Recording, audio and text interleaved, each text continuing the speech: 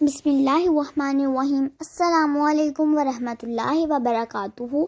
حضرت ابن عباس اور محمد بن کعب فرماتے ہیں کہ حضرت یعقوب علیہ السلام اپنے بیٹوں کو نظر لگنے سے خوف زدہ ہوئے تھے، کیونکہ وہ بیٹے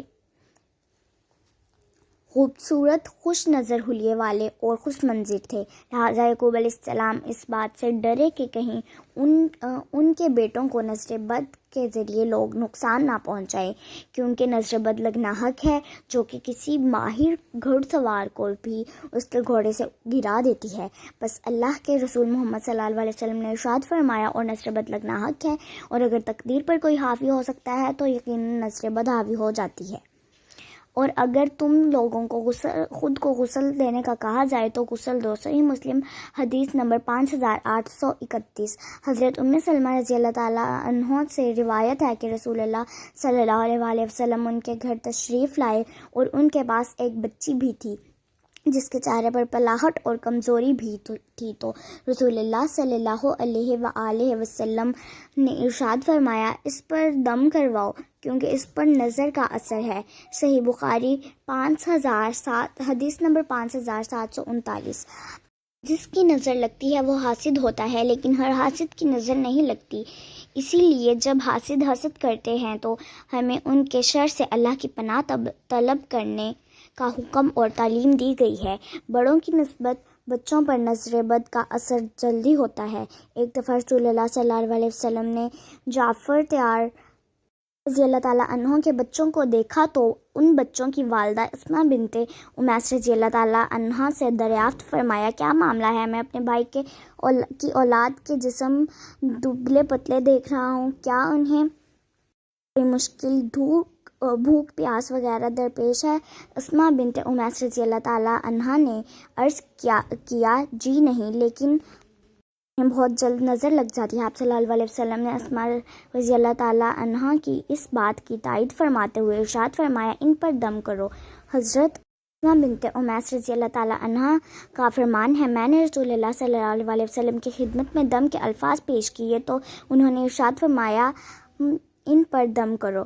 مراد وہ الفاظ ہیں جن کے ذریعے اللہ تعالیٰ کے حضور نظر بد، جادو، عصیب اور بیماری وغیرہ سے نجات اور شفا طلب کی جاتی ہے، اور کسی شک اور شبے کے بغیر یہ کہنا حق ہے کہ اس کام کے لیے قرآن کریم کی آیات مبارکہ اور رسول اللہ صلی اللہ علیہ وسلم کی صحیح ثابت شدہ حدیث وغیرہ میں بیان کردہ الفاظ کے علاوہ کوئی اور الفاظ استعمال کرنا جائز نہیں۔ نظر بد کی پہچان، نظر بد یا جادو اور عصیب کا اثر ہونے کی بہت سی علامات ہوتی ہیں۔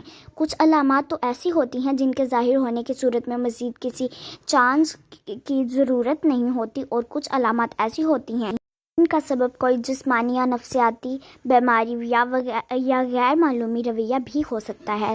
لہٰذا ہمیں اچھی طرح سے یہ سمجھ لینا چاہیے کہ کسی پر جسمانی مشکلات نمودار ہونے کی صورت میں اسے نظر بد کا شکار سمجھ لینے سے پہلے ضروری ہے کہ جسمانی طور پر اس کا طبی معائنہ کسی صحیح مستند نفسیاتی طبیب سے کروایا جائے، اور اگر ان دونوں اطراف سے اسی میں کسی بیماری یا غیر معلومی حالت و کیفیت کا پتہ نہ چل سکا تو یہ جادو یا اعصاب وغیرہ کے اثر ہونے کے بارے میں سوچنا چاہیے۔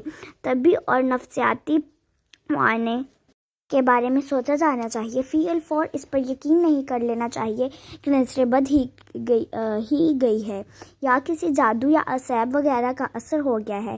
جب نظر بد، جادو یا اعصاب وغیرہ کے اثر انداز ہو چکنے کا یا اسے کسی امکان کا معلوم کرنا ہو تو اس کا بہترین اور تجربات سے ثابت شدہ طریقہ یہ ہے کہ جس شخص کے بارے میں ایسا کوئی شک ہو اس شخص پر قرآن کریم کی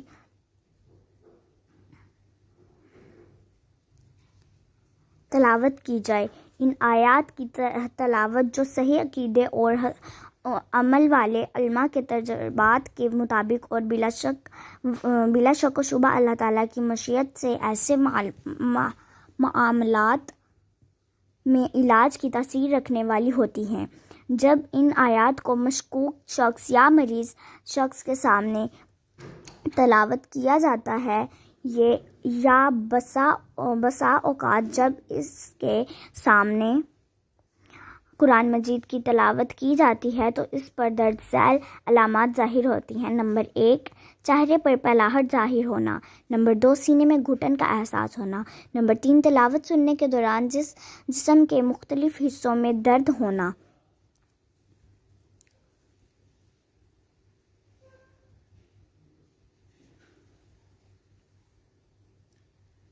نمبر 4، معمول سے زیادہ گرمی محسوس ہونا۔ نمبر 5، پسینہ آنا، خاص طور پر کمر پر پسینے کی کمی یا زیادتی سے نظر کی شدت کا اندازہ ہو جاتا ہے۔ نمبر 6، پہلوؤں میں درد محسوس ہونا۔ نمبر 7، بے چینی کی کیفیت ہو جانا اور ادھر ادھر دیکھتے اور متوجہ ہوتے رہنا۔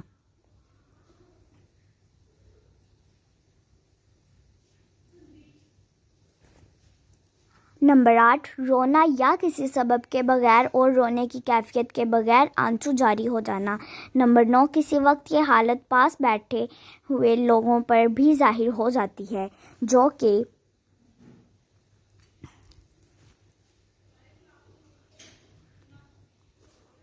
علاج کی غرض سے نہیں بیٹھے ہوتے۔ ایسی صورت میں معالج کو ان کی طرف بھی توجہ کرنا پڑتی ہے، لیکن دیکھنے والوں میں عموماً یہ اثر مریض کی حالت دیکھنے یا پھر نمبر 10، پہلوؤں کا پھڑکنا اور جسم کے مختلف حصوں کا پھڑکنا اور بلا ارادہ خود بخود حرکت کرنا۔ پھڑکنے اور حرکت کی کیفیت، رفتار اور انداز سے بھی علاج کرنے والوں کو نظر بد کی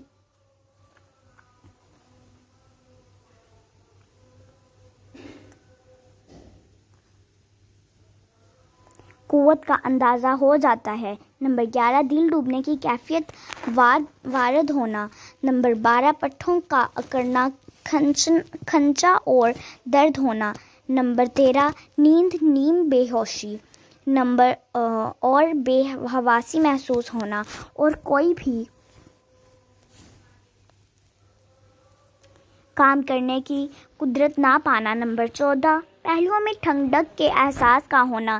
نمبر 15، کسی طبی اور مادی سبب کے بغیر جسم پر نلاہٹ اور سبزی مائل دھبوں کا ظاہر ہونا۔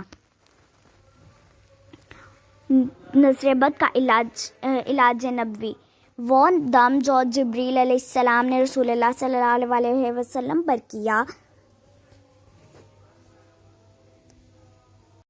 وہ آیت یہ ہے: بسم اللہ ارقیک واللہ یشفیک من کل داء فیک من شر النفاثات فی العقد ومن شر حاسد اذا حسد۔